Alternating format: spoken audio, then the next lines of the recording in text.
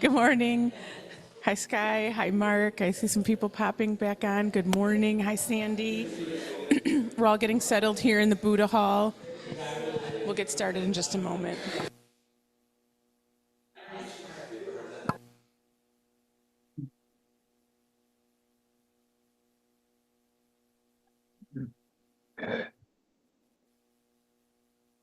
Okay, welcome back, everyone. Hope you had a lovely good morning, Zoomers. If you could all please check that you're muted before our morning talk begins. I'd like to introduce the person who needs no introduction, Roshi Joshin, our co-founder, up in his office, still busy, dedicated to our Sangha, even though he's recovering and getting well. Thank you for being here this morning. Roshi Joshin will be talking about a little more about Ango, thank you, and the 5 wisdom energies. Good morning. Thank you, Junmei. Yeah, I'm teaching from my office this morning. Both June Roshi and me are recovering from COVID, and just to be extra safe, I'm gonna stay away from you for a few more days. And also, it's just easier because I'm going to share some mandalas from my computer, so it's easier to teach from in my office. So. I want to talk about our Ongo that we have coming up starting next week, and how we're going to use the 5 wisdom mandala as a lens through which to appreciate our practice.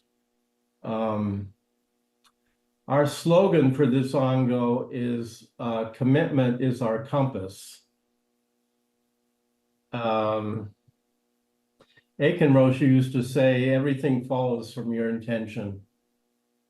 And so Ongo is a time when we try to organize our lives so that we can deepen and clarify our spiritual practice. It is part of our Zen tradition. It was practiced in Asia in Zen centers and monasteries because they had monsoon season. And the monsoons usually lasted about 3 months. And so they couldn't do anything. They were stuck in the monastery, and they started doing these Ongo trainings during those times. We ourselves have done Ongo quite a few times. We've experimented we did one in the spring once, but it seems to me the best time to do Ongo is towards the end of the year, as we're moving into winter. So, commitment is our compass. There's really no half measures. You're either in or you're not. You're either committed to this path or you're not. And, the culture we live in doesn't necessarily encourage this kind of commitment. It often encourages a kind of frivolity, cynicism about institutions, about traditions. There's really no half measures. Waking up is, duality commits suicide. And but duality wants to go to its own enlightenment ceremony, but you really can't go to your own funeral. And once you realize what it is, you want to go tell your teacher right away, but your teacher has passed on, so they're no longer here. There's a kind of bittersweet quality about waking up. So, I also want to say, if you're not in Ongo, it's okay. Don't feel excluded. We have our regular schedule is going on all the time. But if you're in Ongo, we're going to give you as much added value as we can in terms of opportunities to practice together. And if you haven't signed up for Ongo, if you're a Zen Center member, you're more than welcome to join us. It's a wonderful opportunity to really take stock of your life and try to clarify why are we here, and how are we here, and how are we working with ourselves. Now, in the Zen tradition, there is not a lot of specific teachings about psychology. Those of us that are contemporary Zen teachers have brought psychology into the practice because it's necessary, especially in our culture, which is so individuated. But in the traditional Buddhist teachings, there was a lot of teachings about Buddhist psychology in the Abhidharma. They're quite thorough and complex and fairly refined teachings in the early, what's called the Abhidharma. And also in the Tibetan tradition, I think they have quite a bit more teachings about working with emotions. And one of the teachings that comes from the Tibetan tradition is the 5 Buddha families. And I learned about this from Trungpa Rinpoche when I was studying with him in the mid-70s. And I've been working with these 5 Buddha family energies all my life since then, and I find them extremely valuable and helpful in terms of using what I would call what I'm going to share with you is this 5 Buddha family mandala. And so I am proposing that we use this mandala as a lens through which to appreciate what practice could be in a larger sense, because I think we often tend to put practice in a little box and we say this is practice, and then everything outside the box is the rest of my life, which is confusing and bewildering, and I wish it was better or something. But our life is our practice. All of our life is practice. And so the mandala is a very useful lens to look through, because the mandala is also the wholeness of our life. It's not just a symbol that's hung on a wall or a sand painting that's done on the floor. A mandala represents what we actually do. It represents our lived experience and how we experience ourselves. So the mandala is the wholeness of life, and it always includes order and chaos, confusion and clarity, samsara and nirvana. You can't have one without the other. So the mandala is about relationships of this to that.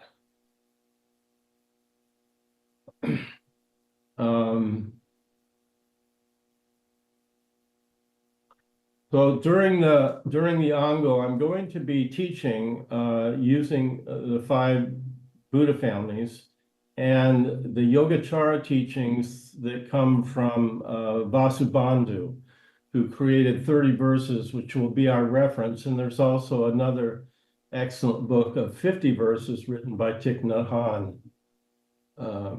And we will use both of those texts as references during a study. I will be teaching 6 study classes during the Ango, and Junmei will be teaching 6 study classes on the 4 Brahma Viharas. And we'll teach one thing a week. I'll teach 1 week, and then the next week Junmei, and we'll alternate. So there'll be a class or a study group once a week during the Ango. So I'm not going to go into the Yogacara teachings because they're fairly complex and elaborate, but they do represent a way of appreciating our consciousness and our psychology, as do the 5 Buddha families. So I'm just going to touch on the 5 wisdom mandala this morning. And there are a lot of ways we can understand this teaching, and we can start on the surface and then just keep kind of going down deeper and deeper. So there are 3 ways that Tibetans usually appreciate the mandala. There is what they call the outer mandala, excuse me, the inner mandala, and the secret mandala. So the outer mandala represents the external forms in the phenomenal world that these energies manifest through. And I'm going to start by talking about that because I think that's the easiest, most approachable way to understand the mandala in terms of how we're practicing during the Ango. And then the inner mandala is more talking about the energy, the emotional energies more directly, how we experience them. And that's a very rich teaching that we can also approach as we appreciate these 5 Buddha families. Excuse me. Then there's the secret mandala, which are the subtle energies themselves experienced directly. We can talk about it intellectually, but it's not an intellectual teaching. It's a direct teaching from our own emotional, embodied, lived experience moment by moment. So I'm going to share we have 2 mandalas on the website. The first is what I call the kind of the main 5 wisdom mandala. And then we have what I'm calling the personal practice mandala. So let me, I'm going to share with you first the personal practice mandala, which would be kind of what I'm referring to, the Tibetans would refer to as the outer mandala. These are the forms in which these subtle energies take place in our lives. And there are 5 areas of our lives that we can think of as areas where we can practice, okay? So let me see if I can get this up on the screen. Yeah.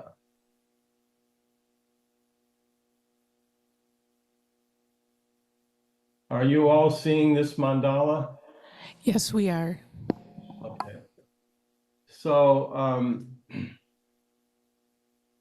you will notice that there are 5 circles here. Each one represents a different energy, what we call a Buddha family sphere. So this one in the middle has to do with what we call the Buddha family, and it has to do with contemplation or meditation. So this is obviously a big area of our lives where we practice meditation. And this family energy has to do with spaciousness, patience, tolerance, non-judgment. There are all these inner qualities we could think about for this this sphere. So for thinking of making a deeper commitment during Ango, we might make a commitment to do more meditation than we normally do in some way. Then this blue sphere on the right is the Vajra Buddha family, which has the external form of that is study or research or translation or some kind of critical thinking. And this sphere is about clarifying our lives through study. And in terms of study for this Ango, we'll be studying the Yogacara teachings and these Buddha families themselves.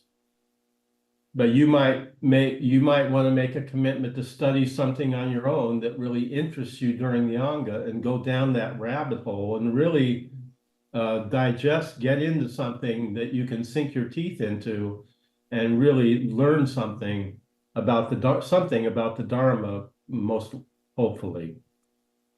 Then the orange circle down here at the bottom is what we call the Ratna Buddha family. Oh, by the way, so each of these spheres has is associated with an element. The element of the Buddha family is space. The element of the Vajra family is water. And the element of the Ratna family is earth. So the external forms of the Ratna family have to do with livelihood, making a living, working with money, fundraising, generosity, resources. this sphere could have to do with taking care of our well-being, our physical health. Maybe you make a commitment to learn how to run, or to go to the gym, or to eat better food, or to lose weight, or to just be healthier in some way. That would be something you could do as part of the external forms of the Ratna Buddha family. And obviously, there's a lot more we can go into in terms of the emotional and the internal aspects. But right now, we're just looking at the kind of outer mandala and the external forms for how these energies manifest in the phenomenal world. On the left here, we have the Padma Buddha family, which has the element of Padma is fire. Excuse me. Oh, thank you, Kaido. Thank you. Kaido just brought me a cough drop and some water. Padma has to do with relationships. Padma, this family is relational. It likes people. It's juicy. It connects to people. It connects. It's the life of the party. It's often has to do with creativity. It can also have to do with integrating the other Buddha families. It can have to do with communication, right speech. It's a connecting energy. It's juicy. It's often seductive. It's a juicy energy. And so you could make some kind of who might be someone in your family that you have or at work, a supervisor, coworker, someone you don't get along with. Maybe you make a commitment during Ongo as part of deepening your practice to, in some way, improve that relationship with that person, to be more intimate with them, to be more honest, more truthful, something along those lines. Then the green circle at the top here is what we call the Karma Buddha family, and this energy has to do with action. This is a doing energy. It is an organizing energy. It is self-organizing.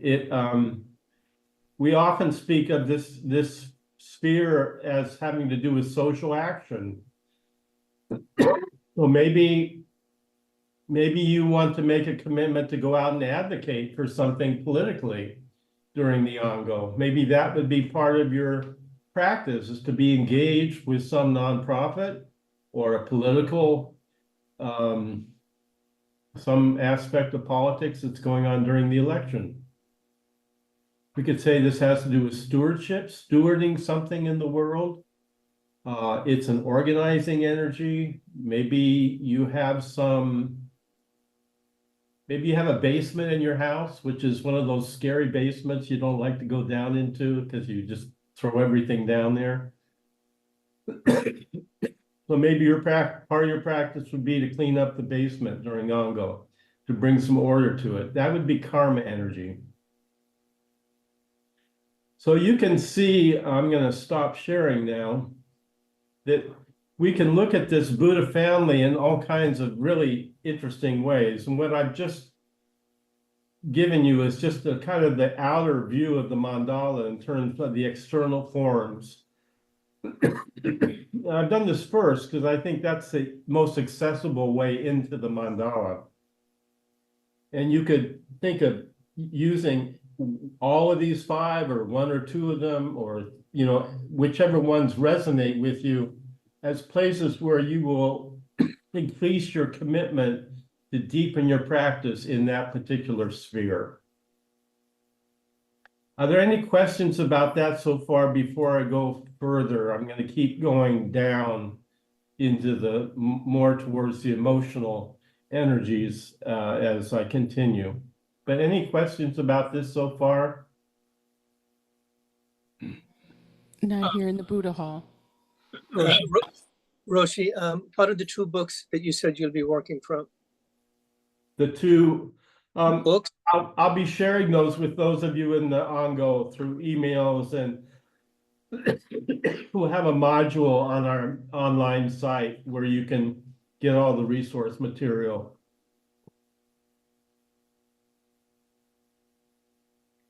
Anyone else? I just had a question, Roshi. Good morning. Thank you. I'm trying to understand, is this more from this lineage Zen Center point of view, whatever you just presented, would that be an equivalent of the Eightfold Path? Is it like a substitute for Eightfold Path, or how is this related? We could relate the Eightfold Path to them, but I'm not doing that. This is another teaching from the Vajrayana teaching. Okay. One of the things that is interesting about the Yogacara tradition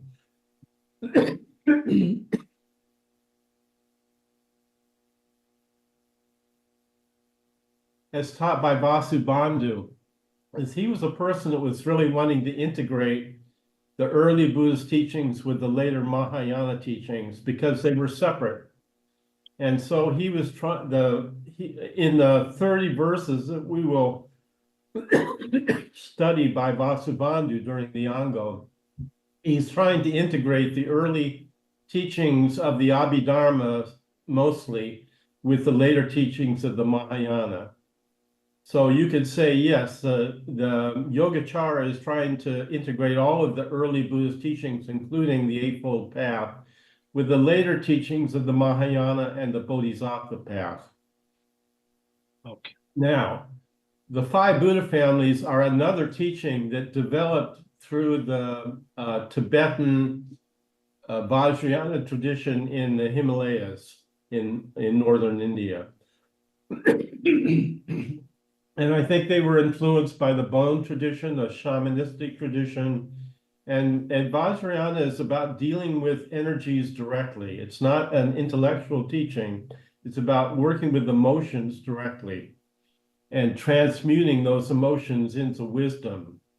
And that's what we're dealing with here with so I don't think it's necessarily helpful to try to connect these to other teachings. We should just kind of take them as a teaching unto themselves and see if we can appreciate what they're pointing at. Yeah. Thank you. Thank you. Good question. Yes. Any other questions? Okay, let me keep going then. We're gonna start going down the rabbit hole here, so get ready.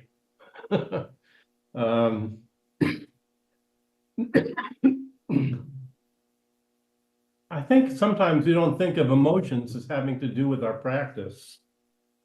And we might even be a little mistrustful of emotions because we can't seem to control them.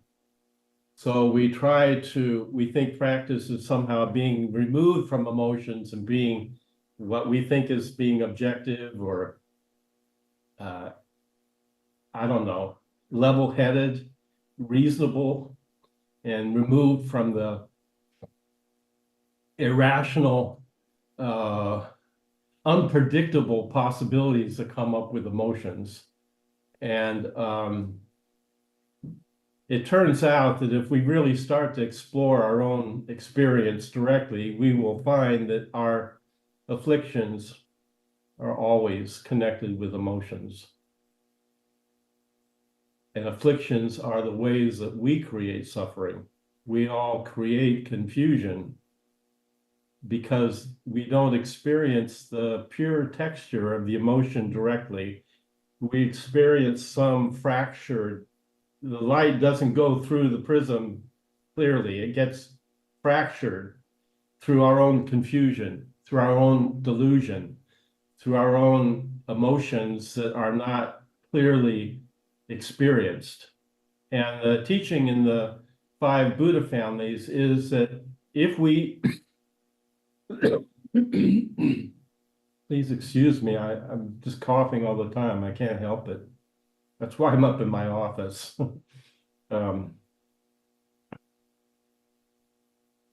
if we work with these emotions directly through mindfulness, actually being with the texture of the emotion itself without projecting it, the teaching in Vajrayana is not that we're getting rid of the delusion, but we're actually being one with that affliction in such a way that we transform it or transmute it into the wisdom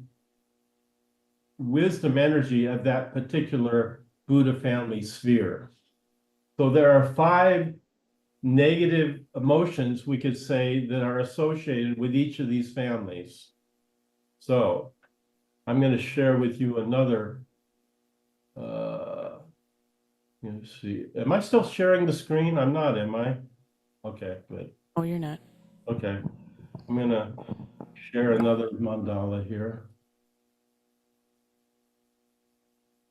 Are you seeing this, what says 5 wisdom mandala? Yes. Yeah, now you're sharing again. So now this is a little, you can see there's more. I like to think of these as spheres. So we're not talking about things or objects. We're talking about energies. And so each of these spheres has a negative valence, a negative emotion. And the idea is that if we practice with that, and we all get to experience all 5 of them because it's the wholeness of life, and we're all human beings, and so we it's the full Monty Python, so to speak. So the Buddha family has to do with ignorance. It can be kind of dull as an energy and slow, but it has a quality of playing deaf and dumb. So it's not really dumb. It's playing deaf and dumb. We're actively shooting ourselves in the foot, so to speak. We're actively ignoring what's here. And so Buddha family, the negative emotion with Buddha family is being kind of spaced out, bewildered,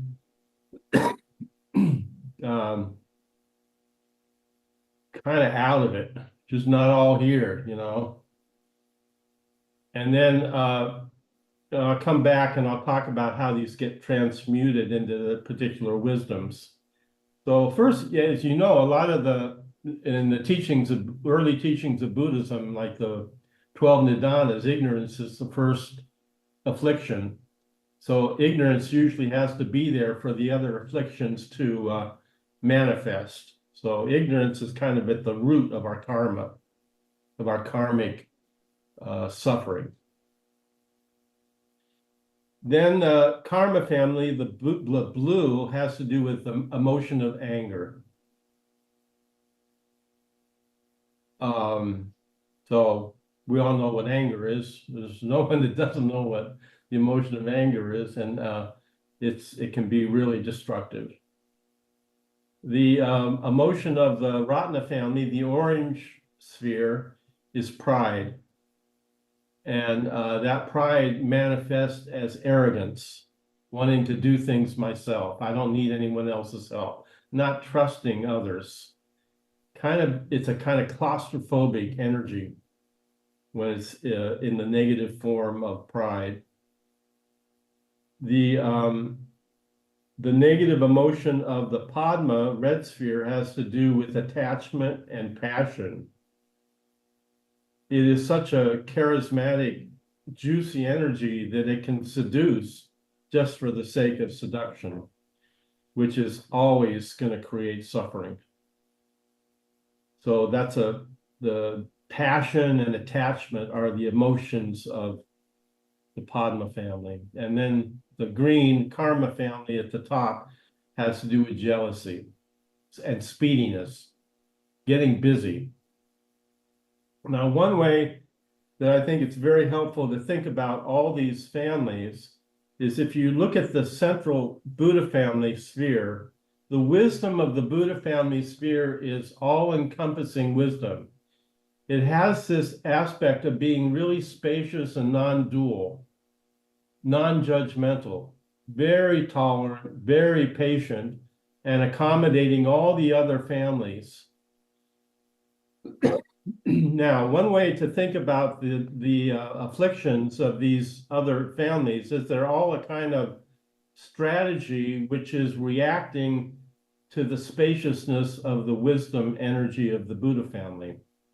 In other words, we don't really, instead of being with the spaciousness, we all have habits and strategies for reaching for a shiny object to distract ourselves. And we could think of these four spheres around the Buddha family as different strategies for not dealing with the spaciousness. We can't really be with it. We can't stand it. It's too spacious. So the karma family gets busy. It just gets busy. That's not necessarily an awakened energy. It's just busyness to avoid, you can see what I'm saying, to avoid the spaciousness.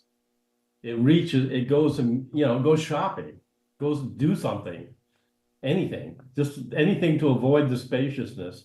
The Padma family just gets busy attaching to people and being with people. It can't stand being by itself. It's afraid of the spaciousness is going to lead to lack of connection with others. And the Padma family really fears being alone and not being connected. So that's the way it reacts to that spaciousness, is it's fearful of the spaciousness, and it starts generating passion and seduction and possibly even codependent relationships to avoid the spaciousness.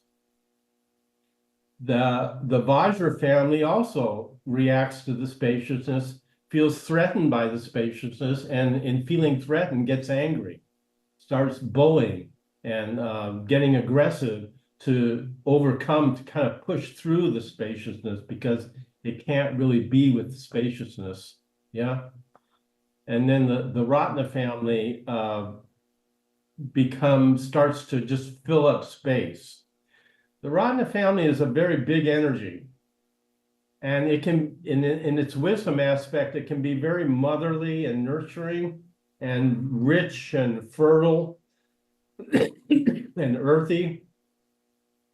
But in its negative aspect, it becomes extremely claustrophobic. And instead of occupying the space and allowing everyone else to be in it, it kind of just fills up the space. Trungpa used to say it's like pouring honey out of the honey, just kind of covers everything. It's all sticky, sticks to everything. So that neurotic side of the Ratna family becomes very claustrophobic. And instead of being confident, which is its wisdom expression, it becomes arrogant. So one way to think of these families is that they all have this negative emotion, and the negative emotions in Buddhism, what we call the three poisons, are represented here: greed, anger, ignorance. And then when we add two more, pride and jealousy. That covers a lot of ground in terms of emotional energy and emotional afflictions, we could say. Now, the beautiful teaching about this 5 Buddha family teaching is that we can transmute these negative emotions into the wisdom aspect of each of the families. So when the ignorance in the Buddha family is transmuted into wisdom, it becomes spacious, not spaced out, but spacious, accommodates everything, non-judgmental, wide open, non-dual. Might not necessarily connect to people in the way that Padma does, but it's very spacious, and that's its wisdom. It's transmuting that playing deaf and dumb into showing up and being here in a way that's lovely and spacious and open. And we associate much of spirituality with that kind of wisdom. The wisdom of the Vajra family is transmuting that anger into clarity.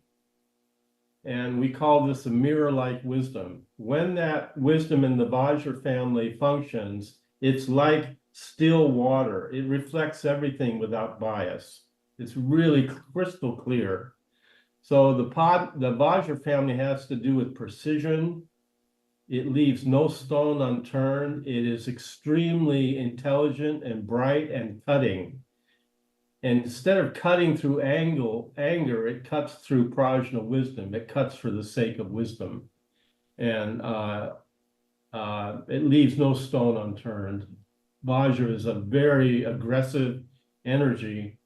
And when that aggression is transmuted into the wisdom, it functions what we call mirror-like wisdom. It functions as clarity. The Ratna family is the negative emotion here is pride.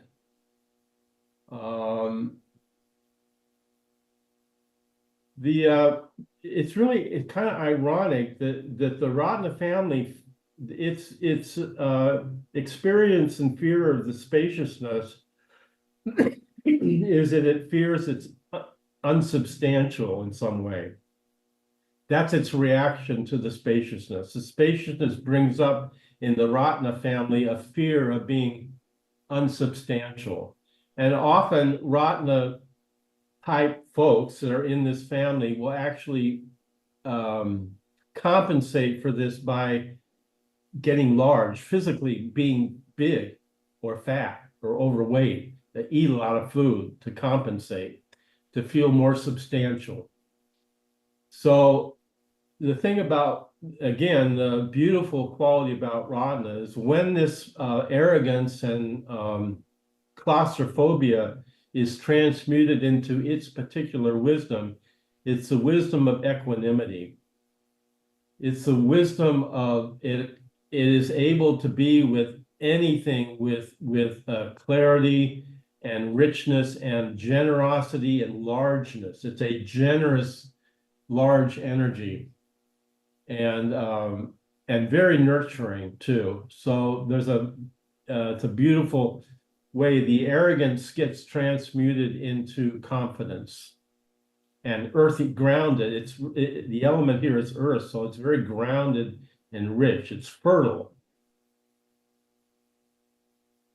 The Padma sphere has to do with fear of being alone. And because it's very juicy, as I said before, it often seduces just for the sake of seduction, because it can do it so well. And that ends up creating a lot of suffering in this family. So when that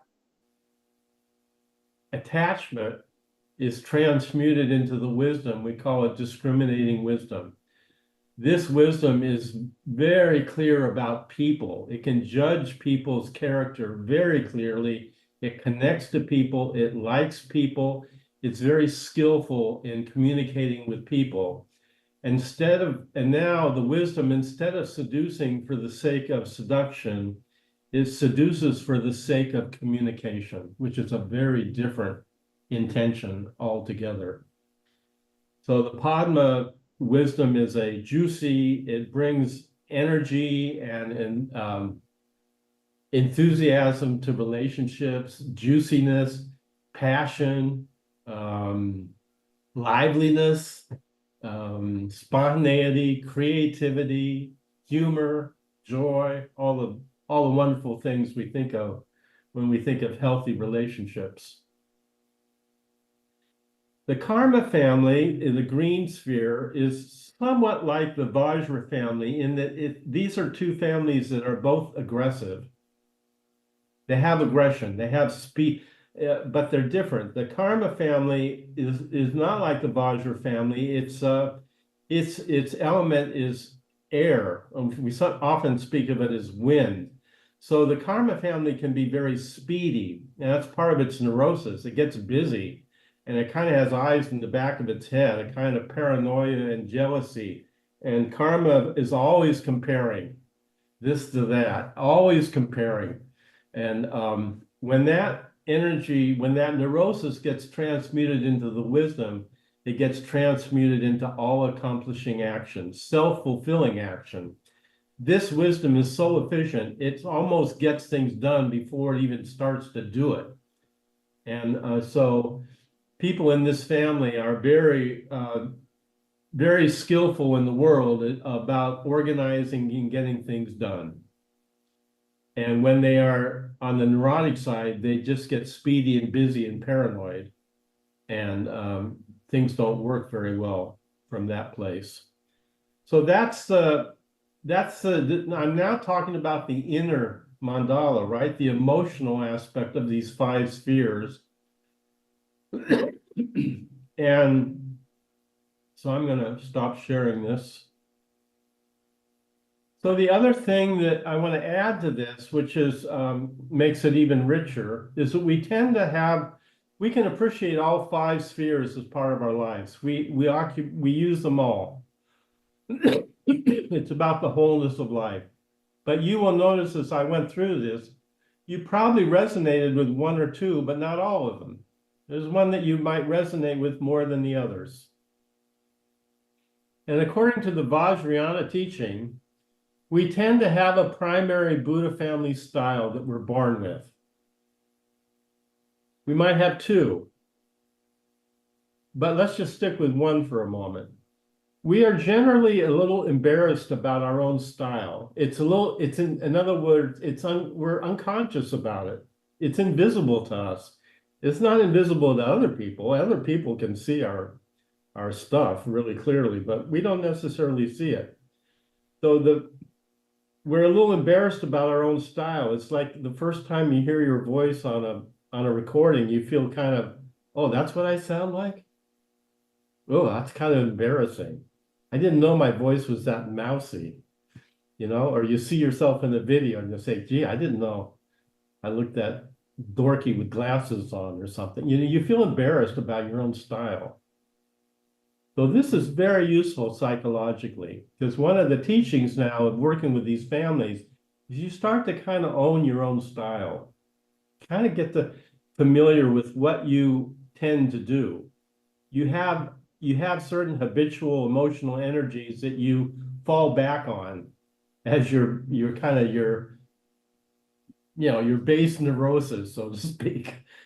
And this can be very useful because once you own your own style, let's say your family style is a Buddha family, okay? So you're very spacious.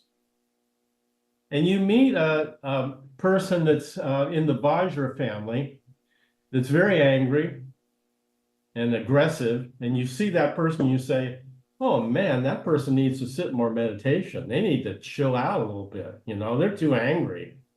So you're projecting your own style onto them, you see?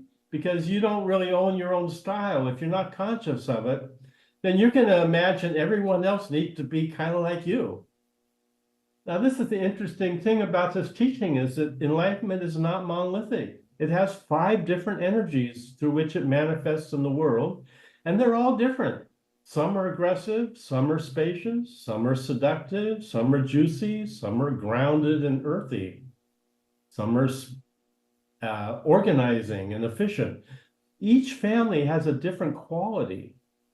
And when you start to understand that, you can allow that person to be in their Vajra family without projecting your style onto them. See, you can actually appreciate, oh, that person must be in the Vajra family and that's what they're working, So no, they don't necessarily, it probably would help them to sit more meditation, but you're not projecting your style onto them. You actually could see them more clearly and you can see how they get stuck. But you can also appreciate the wisdom of their family, which you may not, as a Buddha family, you may be kind of dull and bewildered much of the time, and you don't have the clarity of someone in the Vajra family. So you could appreciate that Vajra person as having a wisdom that you don't have such easy access to.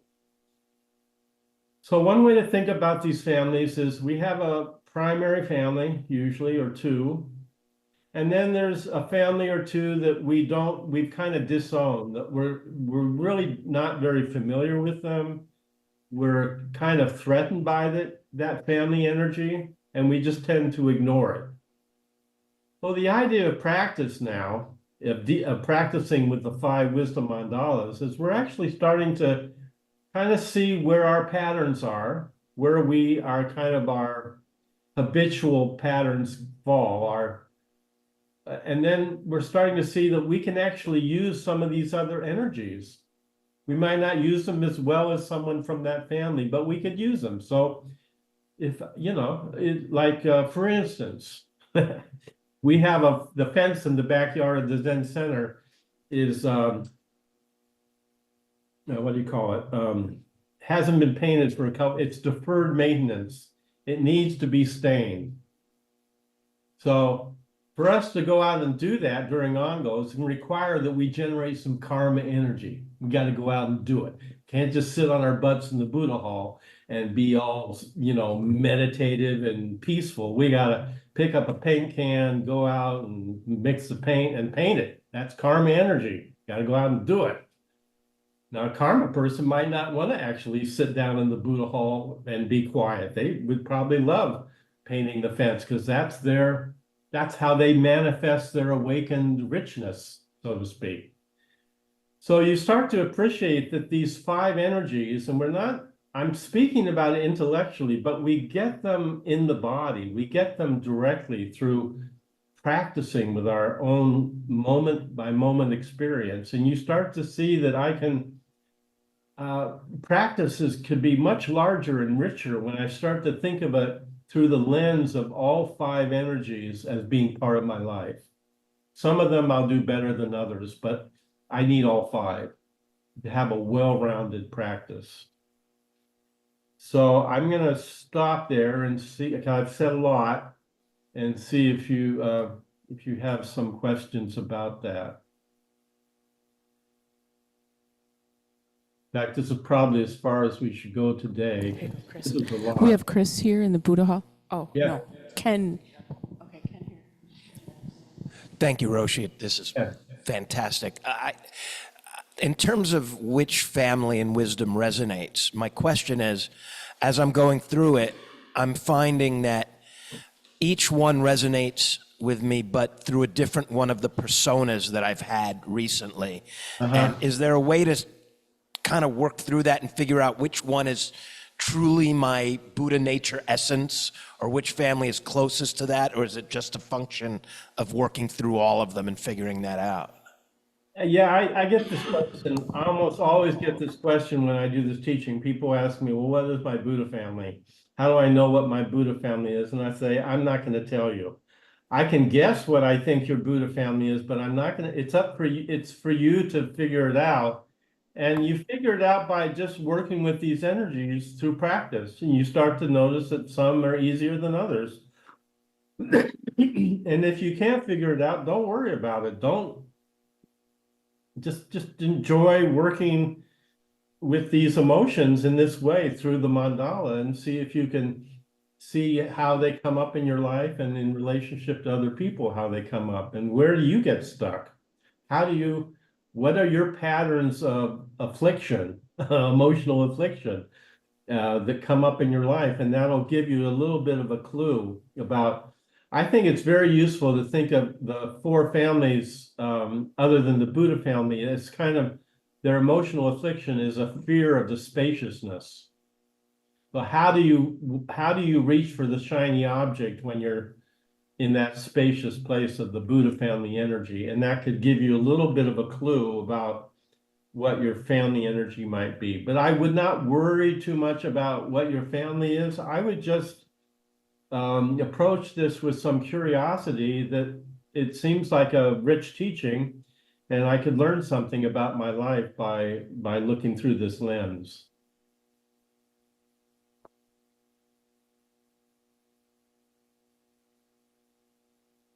We have a comment here. Hi, Roshi. Hi, Susan. Glad you're better. Oh, it's good to see you. I'll come down afterwards. I'll wear a mask and say hi. Well, you've talked about this, the 5 family energies, for a long time. Yeah. And this resonated with me, maybe because it's visual first, but the teaching seems so clear, and thank you for clarifying this today. And an example I'll cite is one time here, we were developing some committee for something, I don't recall, Yeah. and you said, well, we have one Ratna, we have two Karmas, one Vajra, we need a Padma on this committee. Yeah, And I me thought, too. wow, this is like Fortune 500 thinking. You know, it's like, how do you make something work from a perspective of appreciating what people can bring to something, anything? And what you're proposing for us today is that we bring this to spaciousness within ourselves and see, you know, but it's such practical wisdom. Yeah, And I thank you. yeah, yeah, I've been talking about these forever. And I often say that if you have a nonprofit organization and you have a board, you're going to be better off if you have all 5 energies in the board. You want some rotten energy there to do the fundraising. You need some karma energy to get things done, because the Buddha people are just sitting around doing nothing except being spacious and a little dull. And the Vajra people are really, they just want to study a sutra, but they don't want to do anything. And then the Padma people just want to have a good time, you know. And you need all 5 of those on your board. If you want to have a good nonprofit organization, you want all 5 if possible on any committee or board, because then you've got a richer functioning team, so to speak. But that's, you know, that's looking at it through one way. Again, I think it's useful to think of this in terms of our karma. Our karma when we start looking at the Yogacara teachings, we can start appreciating how we can either water the seeds of wholeness or water the seeds of unwholesomeness, as Thich Nhat Hanh talks about. And we're all doing both. We have the seeds of wisdom and awakening within our karmic consciousness, but we also have the seeds of suffering within our karmic consciousness, and it just depends which ones we're watering. And when you start to understand the karmic consequences of suffering, and that you are creating it, and you have agency to stop, you don't have to do that, and there's a teaching that will help you clarify how not to do that, then you're on a path that makes sense. And you actually start to see how your own patterns of karma that create suffering, and that you have the agency to stop them, because you also have the seed of awakening within you already. It's already here. And the beautiful teaching of Vajrayana that I've always liked, it's not about getting rid of the negativity or judging it and saying this is bad. It's about acknowledging it, owning it, feeding it, even being intimate with the negativity, and in the process transmuting that into the wisdom energy. So that's the beautiful thing about the mandala. It has both confusion and clarity. It has both samsara and nirvana. And there's no way to be enlightened without having delusion. There would be no such thing as enlightenment without delusion. So we're working with that kind of duality. And then the way you begin to really transmute the suffering into wisdom is to see the possibility of a non-dual experience, where you're not projecting that emotion out on this. You're not creating an other, you're not creating a separation. And that non-dual, what we call prajna wisdom, becomes the source of awakening. And you begin to trust that as a new kind of intelligence that you can rely on, because it's not dualistic. It's not creating, it doesn't have any reference point from which you're going to solidify your ego. And you start to go with that wisdom as the path of awakening, that you begin to trust that and to water those seeds instead of watering the karmic seeds that have been creating suffering all your life.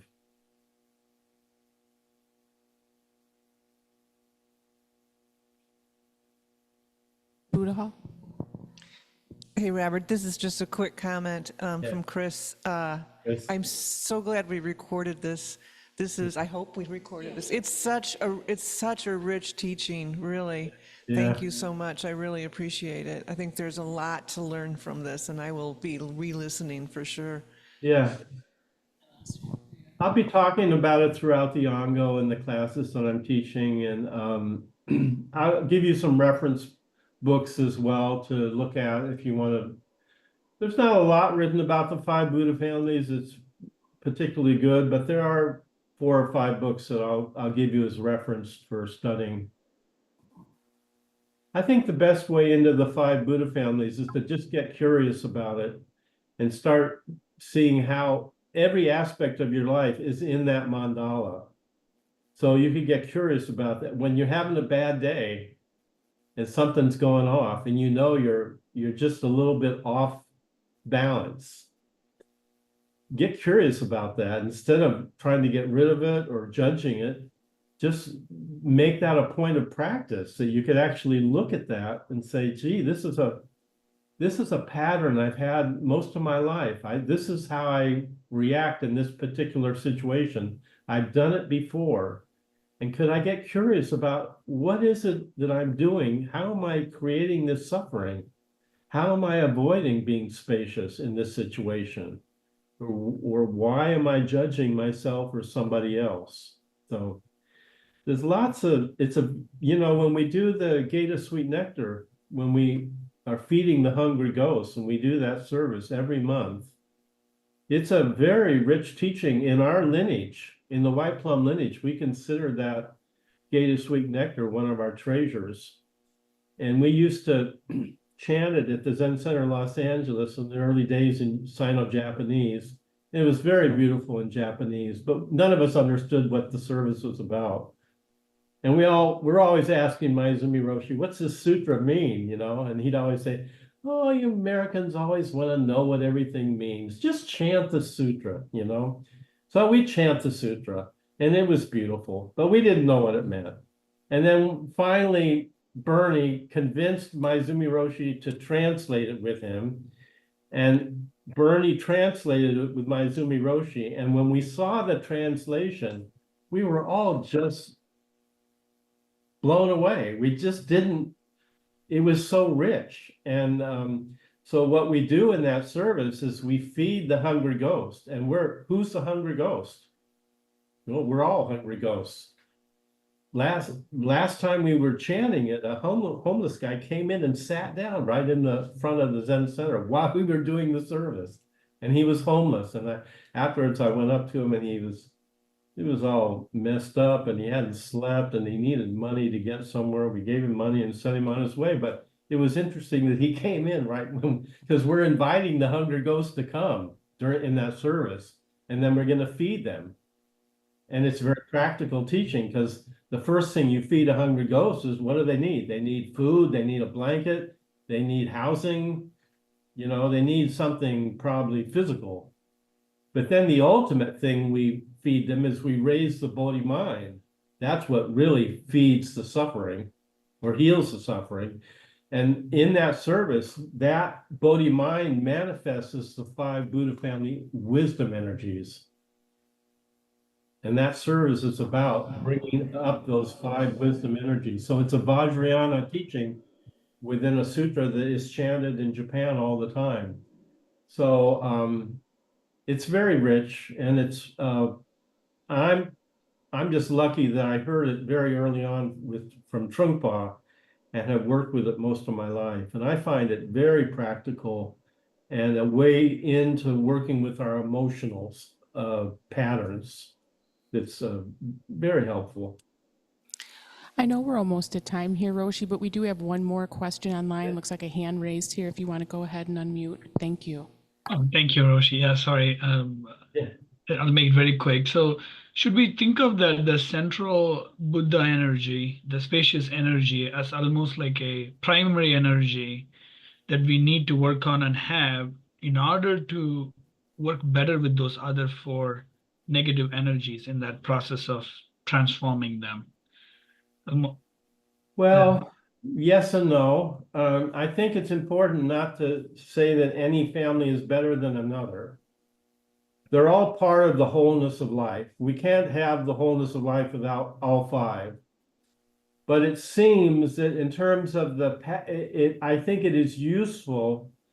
In a way, we could say each family is afraid of all the other families. So maybe the Buddha family is afraid of the Padma family because it's too, or the Vajra family. So, but I think it's helpful to think of the other families as their emotional suffering comes up from their fear of spaciousness.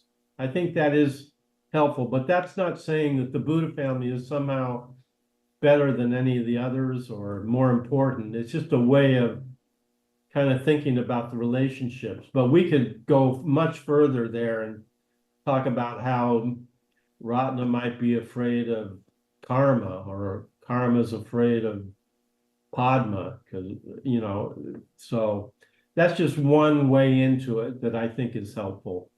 Gotcha. Thank you. Thank you Yeah. so much. Well, thank you so much, Roshi, for this Okay. talk this morning.